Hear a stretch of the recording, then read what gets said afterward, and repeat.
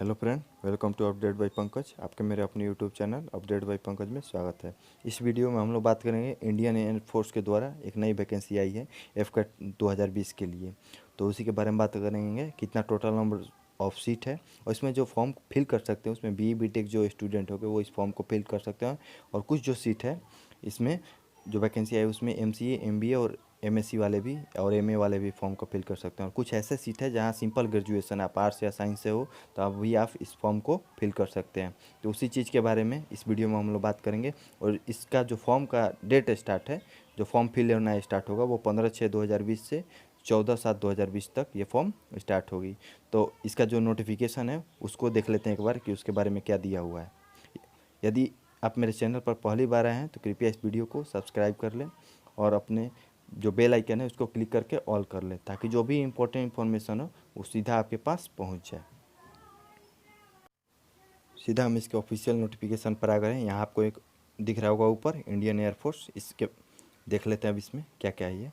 ये एफकैट 2020 के लिए है, 2020-21 के लिए। यहाँ आप जब नीचे आएंगे तो यहाँ दिख रहा होगा ये एफकैट 2021 के लिए वैकेंसी है टोटल। तो यहाँ जो आपका है, यहाँ जब नीचे आएंगे तो यहाँ दिख रहा होगा कि कौन कौन से ब्रांच है इसमें। तो ऊपर देख रहा होगा आपको, देखिए यहाँ पे ब्रांच एंट्री में फ्लाइंग, ग्राउंड ड्यूटी एक टेक्निकल होता है और एक नॉन टेक्निकल होता है। तो जो फ्लाइंग होते हैं उसमें जो टोटल सीट है वो एसएससी का मतलब होता है शॉर्ट सर्विस कमीशन, 74 है टोटल सीट। और ग्राउंड ड्यूटी टेक्निकल में यहाँ पीसी परमानेंट कमीशन होता है, इसमें जो टोटल सीट है 40 है। और एसएससी में फिर 26 है। फिर यहाँ नीचे देखेंगे तो पीसी में 23 है और एसएससी में 16 है। और यहाँ आपको ग्राउंड ड्यूटी नॉन टेक्निकल दिख रहा होगा, इसमें भी आपको दिखेगा पीसी में 23 है और एसएससी में 16 है। ऐसे ऐसे सीट डिवाइड किया हुआ है। और इसमें यहाँ अब सेकंड नंबर पे देख लेते हैं एनसीसी स्पेशल एंट्री। इनमें इसमें भी जो फ्लाइंग ब्रांच है उसके लिए यहाँ जो आपका होगा, यहाँ भी टोटल जो सीट होगा जितना भी एफ कट उसका 10% उससे फिल होगा। और यहाँ लास्ट है मेट्रोलॉजी एंट्री। तो इसका भी टोटल सीट की बात करें तो 10 है और एसएससी 12 है। तो इसके बारे में पहले एज के बारे में देख लेते हैं कि इसका एज, क्योंकि ये जितने आपके ब्रांच दिख रहे हैं उनमें अलग अलग एज है सबके लिए। तो एक बार एज के बारे में देख लेते हैं। तो जो आपका फ्लाइंग है, फ्लाइंग में जो एज है वो 20 से 24 साल जो आपका एज होनी चाहिए, एज लिमिट वो 20 to 24 होनी चाहिए। और जो ये डेट काउंट होगा वो 1/7/2021 से काउंट होगा, मीन 2021 से, क्योंकि अब जो फॉर्म है वो 2021 के लिए आया है। तो इसीलिए ये जो डेट काउंट होगा वो आपका 1 जुलाई 2021 से। तो ये आपका हो गया। अब ग्राउंड ड्यूटी टेक्निकल का देख लेते हैं। तो इसमें जो एज है, एज लिमिट वो 20 to 26 है।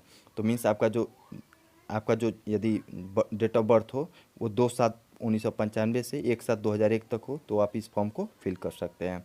और यहाँ देख लेते हैं दूसरे में जो ग्राउंड ड्यूटी नॉन टेक्निकल के लिए तो ये बता दिए, और टेक्निकल की तो यहीं सेम रहता है। और फ्लाइंग जो होते हैं उसमें नीचे जो एनसीसी स्पेशल एंट्री फ्लाइंग दिख रहा है उसमें आपका जो एज लिमिट है वो 20 to 24 है। और मेट्रोलॉजी एंट्री में 20 to 26 है। अब इसमें देख लेते हैं कौन कौन इस फॉर्म को फिल कर सकता है। अब उसके बारे में थोड़ा सा देख लेते हैं।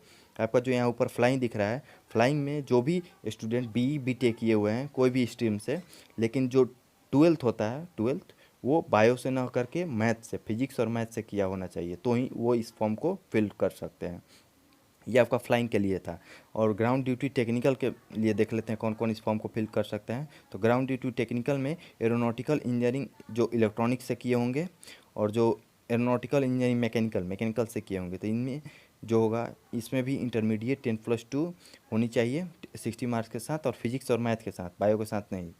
और उसके बाद आपका जो भी ग्रेजुएशन होता है मीन्स बी या बीटेक, वो इस फॉर्म को इलेक्ट्रॉनिक्स वाले और मैकेनिकल वालों के लिए ये है, तो इसको फिल कर सकते हैं। फिर वहाँ नीचे आएंगे एनसीसी स्पेशल एंट्री में, ये फ्लाइंग है। तो फ्लाइंग में यहाँ तो आपको दिख रहा होगा, तो जो वो स्टूडेंट इस फॉर्म को फिल कर सकते हैं। इस जो पार्ट है इसके लिए वो NCC air wing senior division C certificate उनके पास होनी चाहिए, वहीं इस फॉर्म को फिल कर सकते हैं। और जो लास्ट में आएगा आपका मेट्रोलॉजी एंट्री का, इसमें जो उस फॉर्म को फिल कर सकते हैं जो इसके लिए एलिजिबल होंगे। तो यहाँ अब देख लेते हैं थोड़ा सा आगे और क्या दिया हुआ है। तो यहाँ इसमें अब दिख रहा होगा, तो इसका अब टोटल फ़ी के बारे में बात कर लेते हैं। तो टोटल फ़ी जो है, तो जो एफक्वेट आपको दिख रहा होगा, एफक्वेट एंट्री, इसके लिए जो भी इस फॉर्म को फिल करेंगे ऑल कैंडिडेट के लिए 250 है।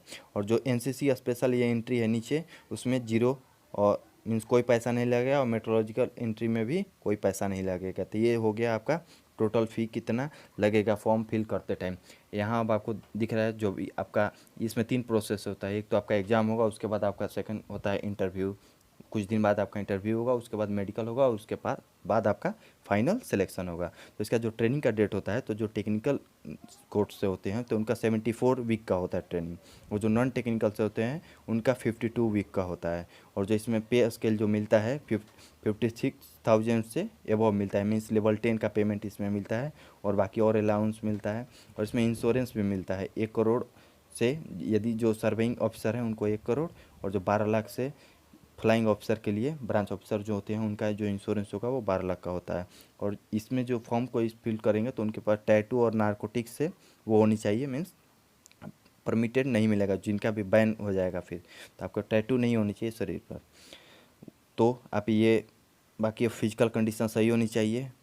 बस यही एक छोटी सी इन्फॉर्मेशन थी, यही इंडियन एयरफोर्स की तरफ से नई वैकेंसी थी।